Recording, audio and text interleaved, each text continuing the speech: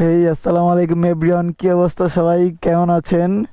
আজকে একটার দিকে পৌঁছানোর পরপরই রিসোর্টে আইসাই আর কি সুইমিং পুলে গোসল করেই সবাই ভাইরা, তারপর যারা যারা আসছে সবাই টায়ার্ড, সবাই ঘুম দিছে। কিন্তু আমি আসিফ আলভি রেস্ট না নিয়ে আর কি যাইতেছি। আলভি যে গাড়িটা নিয়ে আসছে সিভিয়ার, সিভিয়ারের চেন স্পকেট না নিবা। আর এখন যাই, আমরা একটু ভিউ নিয়ে আসি। সবাই ঘুমাইতেছে। এখান থেকে নীলাচল 2-3 কিলো, ওই 2-3 কিলো আর কি ঘুরে আসি।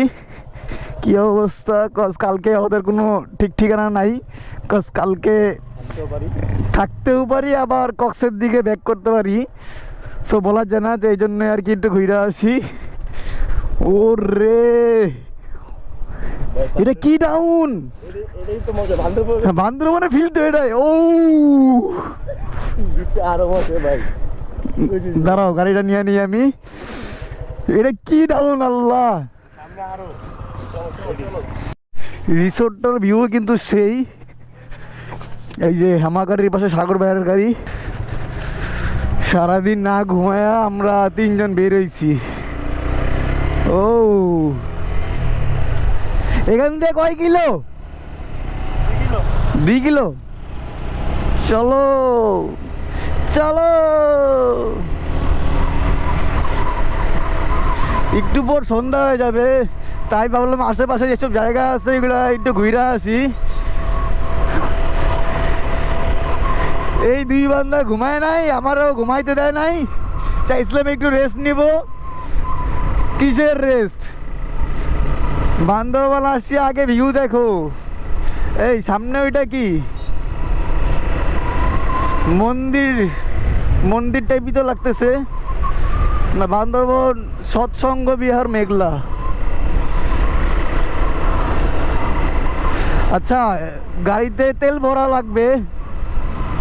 আশেপাশে কোথাও নাকি কোন জায়গায় যেন পাম্প আছে, ওইখান থেকে তেল লোড করা লাগবে। সেই ঢাকা থেকে টাঙ্কি ফুল লোড করে আসছিলাম। এখনো 2 দাগ তেল আছে মোটামুটি। এখনো 3.5 লিটার, 4 লিটার নাই, 3.5 লিটারের কাছাকাছি তেল আছে রিজার্ভ সহ। সো প্যারা নাই, তেলের প্যারা খাবো না। আর যে গ্রুপের সাথে আসছে ওদের কোনো গ্যারান্টি নাই ভাই। কালকে এমন আছে 12টার দিকে ওরা কক্সবাজারের উদ্দেশ্যে রওনা দিতে পারে। সো এই জন্য ভাবলাম আশপাশে একটু দেখা আসি, এদিকে আশেপাশে কি অবস্থা। যে রিসোর্টে উঠছি, রিসোর্টের পুরোটা ভিউ নিতেও কমপক্ষে 10 মিনিটের মতো লাগবে। রিসোর্টটাও হিউজ বড়।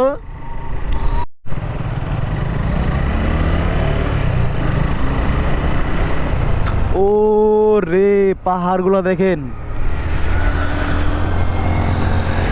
ক্যামেরায় দেখা যায় নাকি আল্লাহ জানে। ওই যে যত দূর চোখ যায়, যত দূর পর্যন্ত খালি পাহাড়।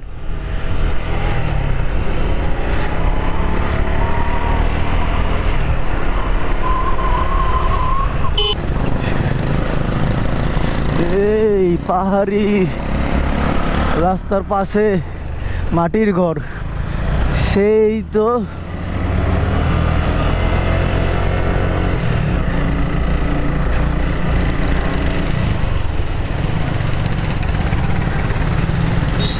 নীলাচলের এই স্পেসটা তো অনেক সুন্দর।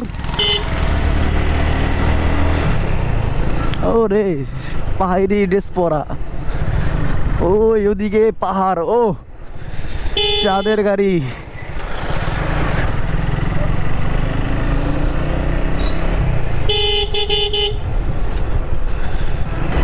যে চলে আসছি।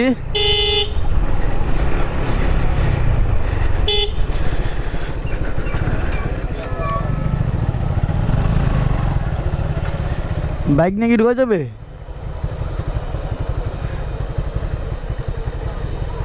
জিজ্ঞেস করতো। বাইক নিয়ে না ঢুকতে দিলে বাইক সাইডে রাখা লাগবে, সাইডে রাখা লাগবে। যে নীলাচলের এখানে আসলে টিকিট কাটা লাগে। টিকিট মূল্য 50 টাকা। টিকিটের দাম বাড়ছে, আগে 20 টাকা করে ছিল নাকি, এখন 50 টাকা করে। ও অনেকক্ষণ হাঁটা লাগলো, হাইটে একদম চলে আসছি। আরে ওয়াও, এখানে দিয়ে ঢোল বাজাইতেছে। আচ্ছা, উপরে ভালোই টুরিস্ট আছে।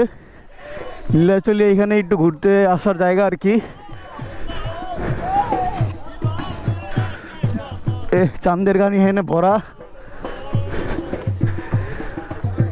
এদিক দিয়ে আবার টপে যাব।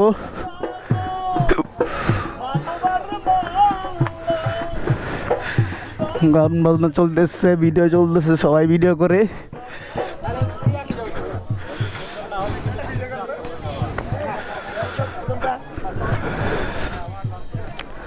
ও অনেক টুরিস্ট, মনে হচ্ছে সেখানে ঢুকে একটু লাফাই পিচ্ছি বাচ্চার মতো।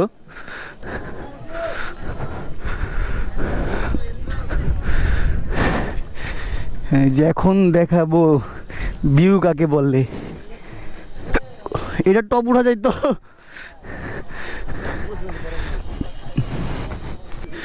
এই যে দেখেন ভিউ।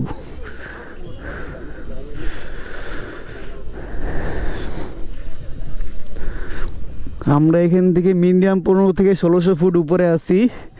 আর দেখেন যতটুক চোখ যায় ততটুক পাহাড়।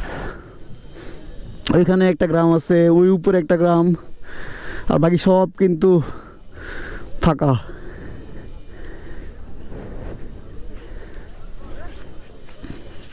যারা টুরিস্ট সবাই এখানেই আসে। এটা একদম নীলাচলের একদম টপ। এটার উপরে আর কি আর কোনো স্পট নাই, প্লেস নাই। সো সবাই এখানে আসে ঘুরতে। ওরে পাহাড়ের মজাই আলাদা। পাহাড়ের ফিল ভাই পাহাড়ে, সমুদ্রের ফিল সমুদ্রে। আশা করতেছি এই ট্যুরে 2 ফিলই পাবো একসাথে।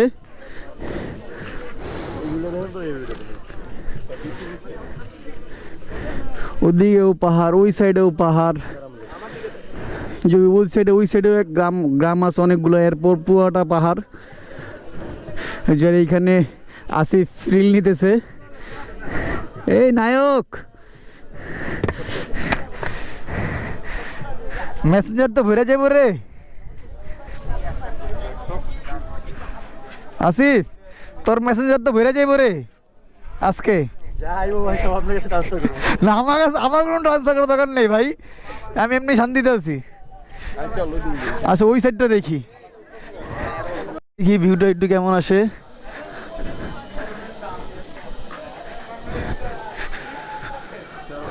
ও ওখানে ফটো সেশন চলতেছে, সবাই ছবি তুলে।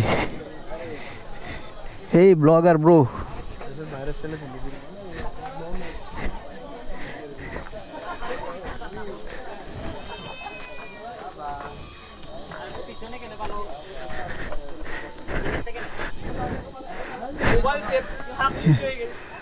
আরে নিচেও স্পট আছে, সব জায়গায় টুরিস্ট ভরপুর।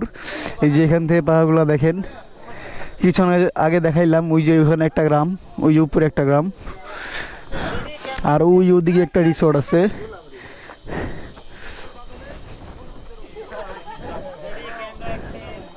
এই প্লেসটা কিন্তু মোটামুটি সুন্দরই আছে। সাজেক তো গেছি, সেম কাইন্ড অফ সেম।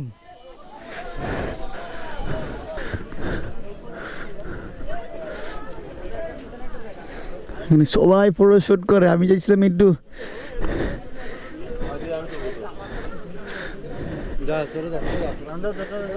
এই যে এখান থেকেও, এখানে বান্দরবান ওটা শহর না, এটা আরেকটা প্লেস। দেখেন যেদিকে চোখ যায় ওদিকেই পাহাড়।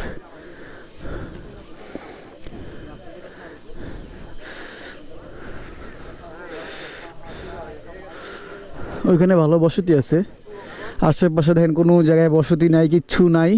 জাস্ট খালি মাঝখানের হালকা একটু প্লেসে বসবাসের স্পেস, আর বাকি পুয়াটা ফাঁকা পাহাড়ি যা আছে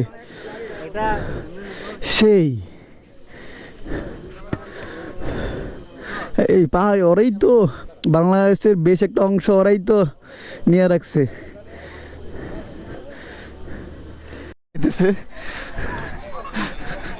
আমারও মন যেতেছে আমি একটু লাফাই। এখানে অনেক টুরিস্ট, আমরা নিচে গিয়ে একটু চিল করি।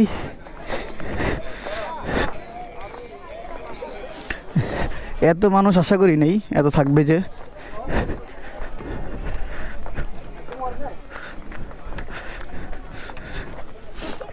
সামনে দোকানপাট আছে অনেক।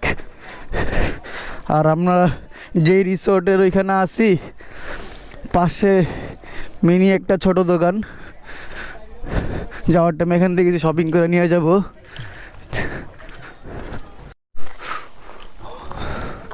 একটু পর সন্ধ্যা হয়ে যাবে, যার কারণে আমরা উপর থেকে নেমে গেলাম। একটু পর সবাই নামা শুরু করবে আস্তে আস্তে।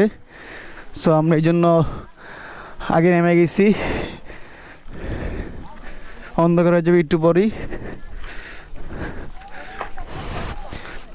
নীলাচল এই জায়গায় এতটুকু প্লেসই, সবাই একটু একদম টপে আসে পুরো পাহাড়ের আশপাশ ভিউ দেখার জন্য। এতটুকু প্লেসই ছিল।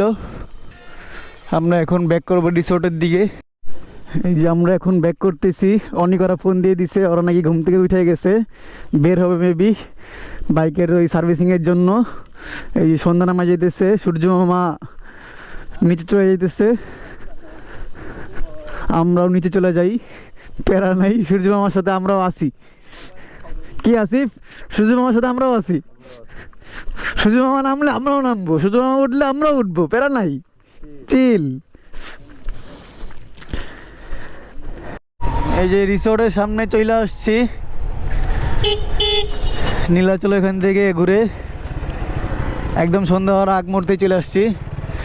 আচ্ছা, এই যে আমাদের রিসোর্টে একটা প্লেস দিন খাড়া, একদম কত খাড়া। ও আবার ডাবলিং নিয়ে উঠছে এই রাস্তায়। আল্লাহ, আমি তো সিঙ্গেলই ভাবাইতেছি, উঠায় দে পরেরটা পরে বুঝতেছি। আল্লাহ, এই কেমন খাড়া রাস্তা! আল্লাহ, রিসোর্টের ভিতরে এই খাড়া রাস্তা। রিসোর্টটা কিন্তু সুন্দর আছে, যে জায়গায় যেই রিসোর্টে আসছি রাতের ভিউ আরও অস্থির যা বুঝতেছি। তো আমরা রিসোর্টে চলে আসছি ঘুরে টুরে, আবার একটু পর আবার বেরোয়া লাগবে, একটু রেস্ট নিয়ে নেই। সো এই ব্লগটা এই পর্যন্তই। সো ভালো থাকবেন সবাই, আল্লাহ হাফেজ।